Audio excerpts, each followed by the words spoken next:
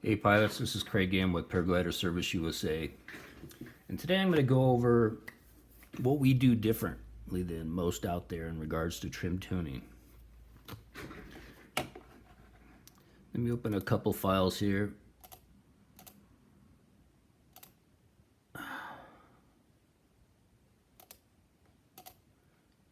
one, there's two, and there's three. Okay, let's go over to Bruce Goldberg Design Base 2. So typically what we do here is we always correlate our accels in regards to the main lines at the risers, because that's where adjustments comes when we put mullion loops at the riser links. And of course things can get more complicated where we end up doing loops within the mid and upper lines, as well as line cord inserts into specific unsheathed lines in order to isolate lines that are within the line group that are, out of balance with the rest of the line group. So to get them all in balance, we have to make adjustment to a line here and there sometimes. But for the most part, we just do mullion loops at the riser links. At least that's what most people do. We end up getting into the loops within the mid and upper lines, as well as line core inserts, almost all the time now, and I'll show you why here. When we evaluate these, if you look at these line groups, we've got 4 here, 4 here, 4 here. So line group 1 on the A row, the green's the B row, and the blue and the light blue is the C and D row. So all these here near the center of the wing, being the red A row, green B row, and the blue being the C, D row, these are what we compare with each other. And some people just measure the lines and evaluate the line lengths to plus or minus 10 millimeter and just have a spreadsheet laid out like that. And that's just really, really basic. It doesn't get into the balancing between the rows, and that's one area that we get into that the factory taught us it's a must do, and that's we compare the A row with the B row line group, and then the CD row with the B row line group. And you want no more than plus or minus 4 millimeters differences between these variances and these variances, as well as between the CD row and the B row. So we're comparing everything to the B row. Of course, first we have to zero out the B row, get as close to zero as we can, and then we compare the others to it. So typically what happens is we'll compare what we're taught was just to compare the line groups. So the average of these results, lines A1 through 4, compared to the average of these rows, B1 through B4. And the average of these results, C1 through 4, as well as D1 through 4, which are combined, so it's 8 lines, are going to all be compared to B1 through 4. And so I did that for the first few years, and then I realized, this is just not quite precise enough. I mean, if you look at the reports here, this is the same view, but just number results. These are the line groups 1s, line groups 2, line groups 3, and the A, B, and C, D rows. And what pops up as red is those that are more than plus or minus 4 millimeters from the B row. And so those are ones I need to resolve. And so I'll make my adjustments on my mullion loops accordingly to get rid of all the red numbers. And you can see the after results here, there's no more red numbers. So everything's within plus or minus 4 millimeters of the B row. So like here was minus 5 to 2, that's a difference of 7, but we've made some adjustments and now it's just 3 to minus 2, which is, a lot less. And so forth. And over here is like minus 3 to 5, and then when we got done with our adjustments, it was minus 1 to 0. And if you look here, 14 to 7, that's a whole 7 difference, and well, now it's 1 to minus 2. And then over here, 11 to 3, the difference between those two is 9. And so when we got done adjusting, it was minus 1 to minus 2. So our whole goal is to get everything between the rows plus or minus 4 millimeters. And some people just focus on the numbers. So if you just do the line lengths and try to get the balance that those are all plus or minus 10 millimeters, it doesn't resolve the issues between the rows, and that's what we get into very meticulously. And I'll show you what we do here. Now this is a great trim job here, but it can be done even better. And so let me show you what I mean by that. If we split these line groups in half, because right now this is 8 lines, the group average to the group average of 4 lines, to a group average of 4 compared to 4. Well, I split them in half and sometimes even quarters because line groups are getting larger and larger these days. And if you just do the group averages with line groups, I mean, if you look over here like a Sinfonia, we got 6, 6, 6. Well, actually, down here we got 6, 7, 8, 9, 10. 10 lines here. So 10 lines group average compared to 6 lines group average. And then these 6 are compared to these 6. And over here we got 6, 6, and then we got, I think it's 6, 9, 3, 6, 9, 10, 11, 11, 11 lines. So that group average compared to these 6. And I don't like doing that. It's just too broad of a spectrum. If you look at so what I do is I split the line groups in half. So this line group 1, which would be just one group average, is split in half. So what I mean by when I say line group 1 is split in half, as well as in this case it only has 2 line groups on this glider as line group 1 and line group 3. You see that there's a red number here on one half of the line group, but the other not. If those two were averaged together, which would be this combined, these 6 were combined, it would look like it's in balance with the B rows group average. But when you split them in half, you find out that's not the case. See, half of it is off. It's red. Over here in the CD rows, you got a C, one half is off, and one half is off on the D. And same over here. One half of the line group is off. Not the whole line group, just half of it. And that's why I like to split them, because I'm comparing that group average of these 5 to these 3, and then these 3 here to these 3. It's a lot more precise. And same thing over here. You know, comparing these 3 group average to these 3, and then these 5 compared to these 3. And I'll do that all the way across the board, and then you get a much more precise trim tuning. And then when you make the changes, all the red numbers here are now, I got them highlighted in green, how the big difference are once I made my adjustments.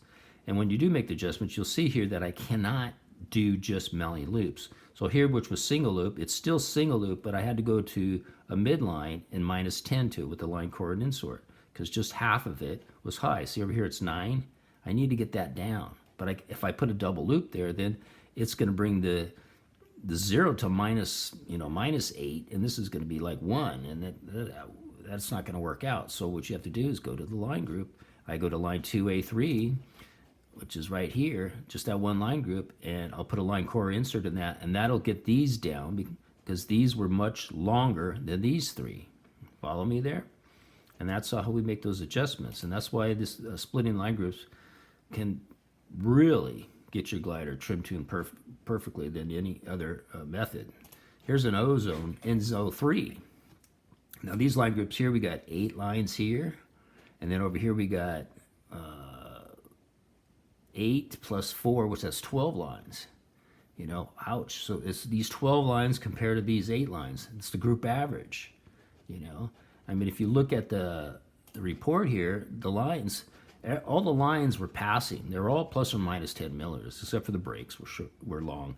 And then over here, so there was no problem with the line lengths, but the balance between the rows, comparing the line groups between the rows, if you didn't split them, like in my case, if you kept them like they were all 8 with all 12, and then these second line group all 8 compared to 8, and then the third line group compared to all those 6 compared to these 6, well, this is actually 7, but you'd find out that it'd be fine. It'd look fine. There would be no red numbers popping up because the group average would be fine. But if you, like I'm doing here, is I'm splitting the line groups. So these here is comparing the A and the B row with 4 lines per group. And then here, I'm comparing the A and B rows again, but 2 lines per line group. So let's look at that from a visual standpoint. So what I'm doing is I'm splitting this line group in half. So I have these 4 compared to these 8. That's what that's doing. Then I'm comparing these 4 to these 4. And then down the road, I'm carrying on the line group 2, half of this line group 2 is 4 is compared to the first half of this line group 2 on the B row. And then the second half of line group 2, these 4 group average compared to the group average of the second half of this B line group. And then the C line group, the third line group, I'm comparing these 4 to these 5, and then these 2 to these 2. So we're splitting everything in half. And so with that, then you can see the results that these, if these, here's two, line group 2 here, you see just half of it is red, and the same thing on line group 3, just half of the line group is red, but the other half is fine. If those were grouped average together, it would be fine. It would look fine. You wouldn't know that there's an issue in half of it. And so that's what splitting line groups do. So I split them in half and then quarters again. So these are 4 line groups. Look, everything looks passing. And this is splitting in half already. So if you look at it, most people are just keeping that as 8 compared to these 12, and then these 8 compared to these 8, and then these 6 compared to these 7. So they're doing that, and everything looks hunky-dory. The glider looks like it's perfectly trimmed, but it's not. It's not. It has, because the line groups are so large, yeah, group average-wise they're fine, but you know, this portion here is not right with this portion, and this portion over here is not right with this portion. And that's what I'm doing, that I feel it's time consuming, but I feel it's the right way to do it. And that's what I learned through the years, that you got to do this in order to see where the problems really lie and resolve them, you know. And that's just what, this is my forte. This is what I love to do. I live and dream and sleep this shit all the time. That's all. It's my passion, and this is what I do. And once you get these things adjusted, you know, you can't do them with myelin loops. You look here, all the myelin loops actually stayed the same. And what I had to do is I had to go into the midlines. So I had to go to over here, I had to go to line segment BM UL3 and put a double loop there. And over here I had to go to line B9 and put a double loop, which was an upper line. And here's another midline, BM U2, I had to put an anchor stitch, which is a girth hitch. And then on line B9, I had to put an anchor stitch, and then which is a girth hitch. And then the BM UL8 line, I had to put a double loop. And so if you look at those things, and then that, when I measured that, after doing that, look, there's all the areas that were red are resolved. So the difference between A and B here was -5 and -1, which is, it's not, you know, if these were to the 1 decimal point over, then it would show that it is over 4, even though it's showing it's just 4 millimeters. But it was probably like 4.2, 4.3, which is beyond my tolerance level, because it's always is plus or minus 4 millimeters. So when I did my adjustments, now we're -5, -3, so it's only 2 millimeters difference. And then over here, this was -2 to 3, which is 5, which is too broad. When I got done adjusting, this one that was 3 is now -1. So now we're within plus or minus 4 milliliters, and then so on and so forth. So -1 to 5 is a 6 millimeters difference between the A and B row for just that line group, or half that line. 1/4 of that line group, because these are 2 lines per line group. So if you look over here, what I'm comparing over here is I'm going these 2 AB compared to these 4, and then these 2 AB compared to these 4, and then over here I'm just going the next half of this line group. I'm going lines 3A and 3B compared to B7 and B8. So it's these 2 to these 2, and then these 2 to these 2. So I'm comparing 2 to 2 now instead of 4 to 4. And where most people are doing 8 to 8, you know, or 8 in this case, the first line group is 12, and then going 8 to 8. So I'm going 4 to 4 and 2 to 2, you know, and you know, what's going to be more accurate? What's more going to price? Well, that's a no-brainer. It's going to be the way I'm doing it here. And so I get resolved these. Looks -6 to 1. That's 7 millimeters difference. So I got this one changed to -2, and now we got 4 millimeters difference, which is passing. -3 to 3. That's 6 millimeters difference. Well, now we got done with our adjustments, which was the double loop at this one line segment. Now we're eliciting these results here, where it's only 4 millimeters difference. And so anyhow, I think you get the gist of this. It's just, to me, it's just the only way to do it. These line groups, they're just too large to compare such a large group with such a large group. The group averages just aren't giving it any justice, because there's too many lines to group average. So when I break them up, like I was showing you, it just makes sense to me. It's time consuming, so I charge a little more. People aren't always too happy with that, and people will go somewhere else, but you're not going to get it done, I think, correctly. And so let me just show you here. I mean, if you go to my website, go to my services, you know, my trim tuning years ago was $180, and I was doing it the old method, and then I switched to $200 until this last year, and this year I've upped it to $225. Because when I do a trim tuning, this is what I'm doing. I use a precise rail check system. Well, so what's that? See this rail here? And laser and target. Every time I pull and measure this, I'm not hand holding this. That laser dot hits the same spot on that target every time. So there's that precision aspect of it. This laser is touch screen, so there's no, when you push a button, if I push the button instead of the touch screen, it moves just a hair. Well, using the touch screen, it doesn't even move a hair. It's secured in this device, but I just want to eliminate all the little potentials of things that could, skew the numbers, and that's what I'm not about. I want to make things a little more precise. And so this laser here device cost me $800, but it's plus or minus 1 millimeter in accuracy. And not only that, but if there's any angle adjustment, let's say this, for some reason this wasn't perfectly horizontal and straight, it actually auto-corrects any angle. But this is all level and this all is straight, but it just the expense intertwined in this, and plus it's touchscreen, which eliminates any little jostling movement in the device at all. So these are things I do. So I charge in a little bit more, and when I do trim tune things, my tolerances are, the line groups are plus or minus 6 millimeter or less, and the row comparisons are plus or minus 4 millimeters or less.